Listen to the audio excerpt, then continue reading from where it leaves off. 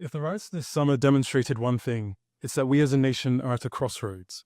Grown adults pillage high street shops while their 12-year-old children set alight hotels filled with asylum seekers, all in the name of a warped version of patriotism.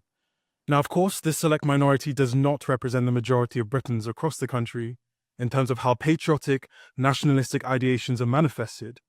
Yet, from my point of view, this summer was only the precipice of a larger iceberg of discontent towards a movement away from an isolationist, NIMBYist version of Britain that some prefer, reinforced and endorsed by the canon within our curriculum at large.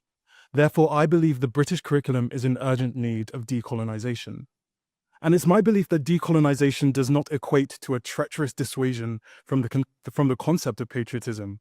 If anything, a decolonized curriculum is essential for presenting a more accurate, inclusive, and balanced view of history, one that equips students with the critical thinking skills necessary to understand and engage with the complexities of the modern world. A curriculum which equips future generations with a vernacular and holistic viewpoints which will enable them to choose patriotism for themselves as opposed to having it enforced upon them. As a second-generation immigrant with Nigerian heritage, born in Britain, schooled in Britain, and now paying British taxes, I've grown to recognize the importance of acknowledging the full breadth of one's history. My identity is shaped by both histories and cultures. Whether I like it or not, I am a product of an imperial project.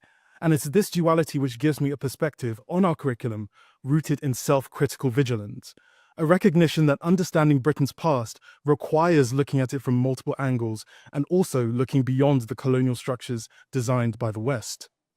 At its core, decolonizing the curriculum is about challenging the dominance of Eurocentric and, in some specific cases, English perspectives in education and making space for marginalized and otherwise hidden voices and histories.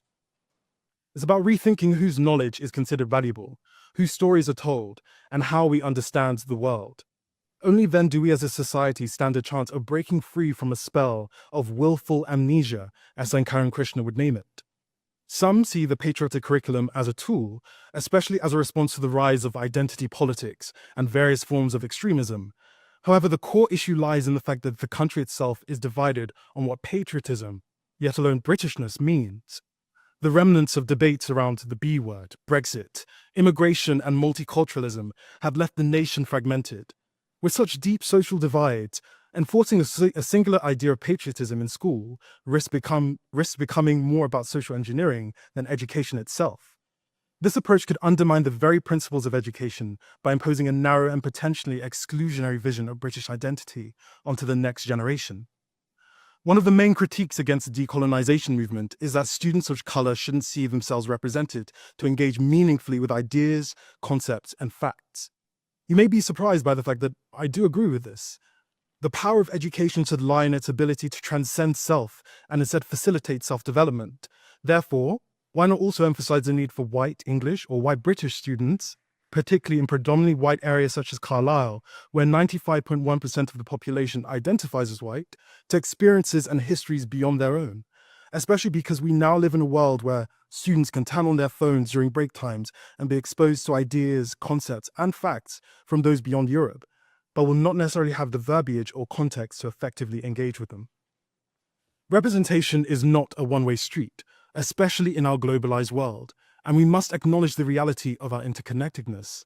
The isolationism that some opponents advocate is detrimental to the education of future generations.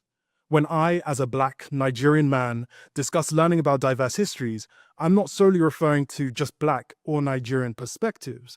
For instance, my former politics teacher was from the north of Ireland, yet I felt we weren't exposed to sufficient texts that reflected the Irish viewpoint on colonialism and its impacts. There may be a fear that such exposure could foster radical views against England or Britain, but it's crucial that students encounter a range of perspectives. If we shy away from presenting students with differing views due to a concern about fostering anti-British sentiment, we as a society must come together and critically examine where that fear originates from. Understanding the roots of this sentiment can then reveal why engaging with Britain's complex histories from various perspectives is vital. Importantly, this isn't about indoctrination or guilt-tripping white students into feeling ashamed of their country. It's about teaching them how to critically evaluate the world that they now live in. A well-rounded education should foster empathy and understanding, preparing students to engage meaningfully with issues of race, identity, and inequality. And to dismiss these concepts as tool of divisions which do not belong in the prism of the school is to not only ignore the educational, but also the systemic negligence which led to instances such as the Windrush scandal to happen only a mere 6 years ago. While some fear that these discussions may become overly simplistic or dogmatic, excluding them from the curriculum would be a disservice to students. And I'll finish my speech by saying this. There is no war or attack on the past, but there sure is a critical need to reevaluate the way that we teach it. Thank you. Brilliant.